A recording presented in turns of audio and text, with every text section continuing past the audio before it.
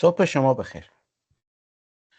برای برنامه‌ریزی حفاری باید نقشه‌های مختلف رو کنار هم بذاریم و هر جایی که احتمال تداخل هست رو با دقت بیشتری بررسی کنیم.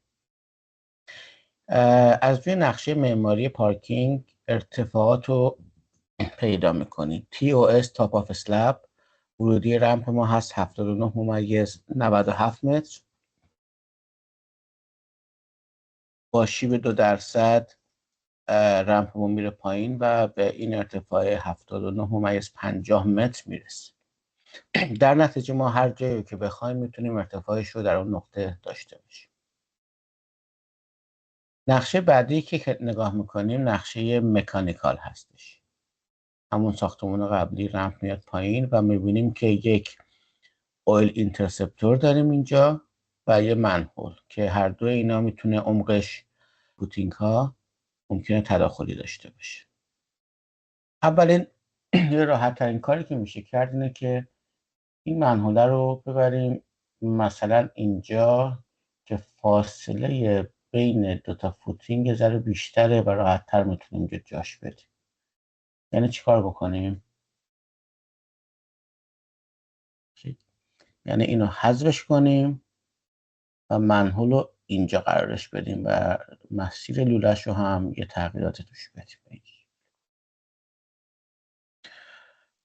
میریم یه جزئیات بیشتر نقشه مکانیکال و دیتیل اون منحوله رو پیدا میکنیم. منحوله پیدا میکنیم، ارتفاع این بالا رو که گفتیم از نقشه معماری دیدیم داشتیمش، عمقش به اضافه 8 اینچ دیگه برای بیسش، به اضافه 6 اینچ دیگه هم برای گراولی که زیرش میخوایم بذاریم. در نتیجه ما ارتفاع این پایین رو پیدا کردیم، یعنی عمق حفاری. و همینطور این ورتا جایی که لوله ها وارد میشن و هم میتونیم دوباره ارتفاع رو بیاریم پایین و اینا رو دوباره جمع بکنیم بیاریم بالا بهش برسیم. و این هم اون اویل اینترسپتوری بود که بغلش بود، اون هم مشخصاتش هست.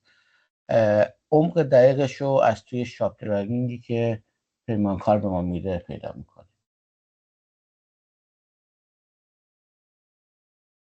بعد میام تو نقشه سازه مشخصات اون پیها و فونداسیون رو پیدا میکنیم. میبینیم F1 هستش اینجا توی همین نقشه F1 دپسش رو به ما داره 28 اینچ. پس مشخصات فوتینگ هم پیدا کردیم. این نکته مهمی که هستش اینه که حالا این فوتینگ از کجا شروع میشه. ما عمقش رو دیدیم 28 اینچ، ولی اول باید بریم از روی نقشه معماری دوباره تاپ آف اسلب رو ببینیم. 1 فوت مینیمم از اون میایم پایین تر برای بالای فونداسیون و بعد عمق فونداسیون. اینم پیدا کردیم. حالا همه اینا رو میذاریم کنار هم دیگه. تاپ آف اسلب 12 اینچ و 1 فوتی که عرض کردم، 28 اینچ عمق فونداسیون، 6 اینچ گراول برای زیرش. این شد فوتینگ ما. و 2 فوت فاصله داره با اول اینترسپتوری که خدمتتون عرض کردم که اونم ارتفاع اینورت و عمق حفاری رو داریم. پس ما 2 فوت فاصله 2 فوت 8 فوت پایین تر باید بکنیم. 2 فوت از فونداسیون.